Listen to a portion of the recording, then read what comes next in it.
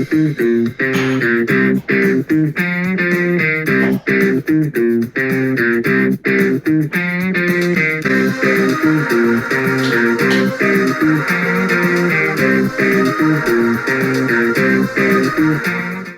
guys, I'm at the channel today reviewing The Unbearable Weight of Massive Talent. We watched it for the first time recently. It's not a movie I expected to have watched, but I did. And today I'm going to give you my thoughts. It didn't really fly on my radar, like I knew about it. I just never had the interest to go see it, but I was like, maybe I'll watch it sometime when it comes out. And I did. We watched it as a family movie. Today I'm going to give you my thoughts. A couple more things before I get started. Cobra Kai Season 5 comes out tomorrow, and I'm going to binge it. I don't know if I'll be able to get a She-Hulk review done. I did watch episode 3. I watched it late, though. So I'll watch episode 4, and then I'll maybe give a quick review on what I think of the show so far as on like Saturday. And then once I finish binging Cobra Kai Season 5, then I'm going to review it and then rank all the episodes. And then I don't think I might go back and rewatch the entire show. I don't know when, though, because after that we have Stranger Things. Unless I just do it really fast. I mean, it's a very bingeable show. So I might as well just binge the entire thing, and then I'm not going to rank all the episodes. It's too much. I was thinking about doing it after Season 4, but I ran out of time. So yeah, let's get started. Starting off what this movie's about Nick Cage playing himself. He is sort of like on the verge of quitting acting because there's this role that he ends up not getting it apparently, and then what happened, and then he decides to take this $1 million offer to go to this big fan's birthday party. And then there's all of this fun hijinks that happens throughout it. Because it's kind of fun because then it turns into an action movie. It's essentially I'm not really gonna say much because it kind of spoils the movie if I say a lot. But it's essentially like a film movie fan, Nick Cage fans, I guess, fan thing. I don't know how to describe it. I don't really want to say too much because then it kind of spoils the movie. So designed to be, it's like supposed to be like a movie about making a movie, essentially, more or less. If that's one way to put it. Now you have the good, and I have a lot to talk about here. There's a lot of fun here. This is the best thing Nick Cage has done in a long, maybe since Kick-Ass. Maybe even since Face Off. I'm like at that point. Like he did some good ones in the '90s. Obviously, Con Air I find kind of fun. It's not great, but I think it's a good movie. Face Off is great. John Woo action movie. I love it. I need to rewatch it. I've only seen it once, and I need to rewatch it. I was going to, but then it got taken down off Hulu. So and then. Yeah, Nick Cage is great in this. This is one of his best things in a long time. I'd say this is top 5 Nick Cage stuff that he's done. This was some National Treasures that I enjoy. But like in the 2000s, he got really weird when it came to his roles. But anyway, I really enjoy this. I think the Mandalorian, he's in this. I can't think of the actor's name, but he's great in this role. Does an amazing job. He bounces off of Nick Cage very well. The fact that he does a great job in making you believe that he's this big Nick Cage fanboy. And I think the whole fun of it is that, I'm going to get into some spoilers here, but if you've seen the movie, I recommend you stay on. But if you haven't, go watch the movie and then come back and watch this review. Alright, so I think a lot of the fun of it, the idea of this, I can't think of the character's name, but I'll call him Mando. It makes it easier.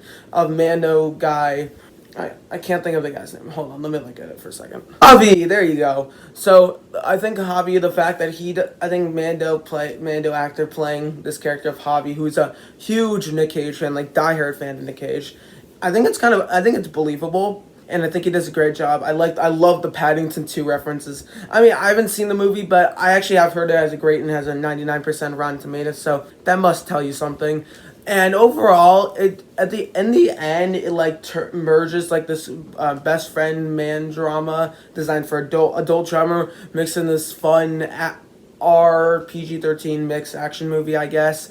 And it meshes the two well. It's a little cheesy, but it's supposed to be cheesy, and I think that's the fun of it. I think this movie's so fun. I would be happy to rewatch this one sometime this week. I don't know. Well, I don't think I'll have time to, but whatever.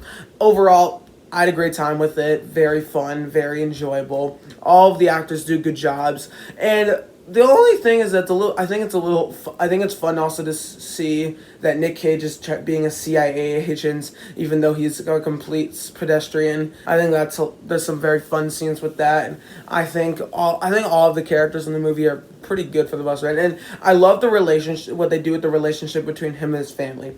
It's like very not exactly distant, but like he always thinks of it's one of those relationship sort of movies where like he always thinks of Nick Cage is always thinking of himself. He only shows the movies to his daughter that he wants. Like I don't remember, there was a weird one, I can't remember its name, never heard of it before, and that he has a sort of not also like very. I don't know how to describe it, but it's like some sort of relationship with his ex-wife. Or I don't know if they're divorced exactly. I don't know.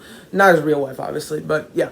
So, as I said, had a great time. Very fun, entertaining, enjoyable. It's not that long, so I don't feel like why is this going on forever, but not that many movies are. And I think the fun of it, as it kind of turns into an action movie, as Nick Cage and I think his name was like Pedro Pascal, and as Nick Cage and Javi are writing this movie, I think the way as it goes about, and I think that's just so fun because, and then in the end, it like there's like a whole bit at the end where it ends up being the actual movie. That would have been fun, but. The only question is, who would have played Javi? That would have been the fun part. So, I don't know. I think that all of it played out very well. It was a very fun, very enjoyable, very entertaining movie. I don't really have that many issues with it. I think it meshes the action movie side of things very well. Couple minor things, and yeah. There's not really anything bad about the movie, but I have sort of mixed thoughts. And once it turns into the big bombastic action movie in the end, as fun as it is, and it does it pretty well. I don't really have problems with that. My only issue with it is that it's a little odd of a transition. Transitions right into action movie car chase. Javi is forced to kill Nick Cage, and Nick Cage is forced to kill Javi, essentially. And because he thinks he's the sort of leader of the organization. And overall, I think the way all of that plays out is just a lot of fun. It's very entertaining, very enjoyable. Seeing these two characters build up a relationship and a very tight bond, I think works very well. But then also, once it turns into action movie, kind of forgets that it's trying to be very like meta in the way it's doing this stuff. It kind of forgets that, so it's a little odd in a few ways, but it's very nitpicky stuff. That's why it's mixed, and like I mean it makes sense for the movie itself. I love the story that they're trying to tell here about Nick Cage and sort of his fandom, kind of similar to the one with Michelle Yeoh earlier, Everything Everywhere All at Once. And overall, the thing I mainly took away from this movie is that Nick Cage has not been amazing in a movie in a long time. As much as I love Kick-Ass, he's kind of weird in the movie. Like I mean, he is a bit of a weird actor in many ways, like specific. Oh, I also forgot The Rock. That's another really good one. But here, I think he's great. Back to sort of, I guess, what you call original type self. I think he's good in this. I think all of the characters are pretty good. I think the only thing I think the twist revealed that it ends up being the cousin that's the leader of the crime syndicate or whatever. I think that's kind of fun, and the way that plays out makes it fun. Like it would have been odd if Javi ended up being the leader of the crime syndicate or whatever, but I think that his cousin, I think, makes it more sense. And I do think it is a little cheap in the end because there's no emotion between the leader of the crime syndicate and Nick Cage, so I mean it wouldn't have felt as much, but very minor nip. As I've said, I think this movie is very well made. Definitely top 3 of the year. I think the only ones that are below are probably Batman and Top Gun Maverick. For this movie's final score, I'm going to give it a 9.4 out of 10. Really enjoyed it. Had a great time with it. I actually wish I saw it way earlier. I wish I saw this one in theaters. This would have been a very fun one to go see in theaters. It kind of slipped past my mind and I'm very glad we watched this as a family movie for family movie night on, was it Saturday or was it Friday? I can't remember. Great movie. Really enjoyed it. Tell me what you thought about this movie in the comments below. Do you like Nick Cage? Do you not? How do you feel about this movie in general? I'm interested. Let me know if you think this is one of your favorite movies of the year so far. I definitely do. I mean, I haven't seen Black Phone yet, so maybe that'll help. Maybe that'll be one of my favorites. Who knows?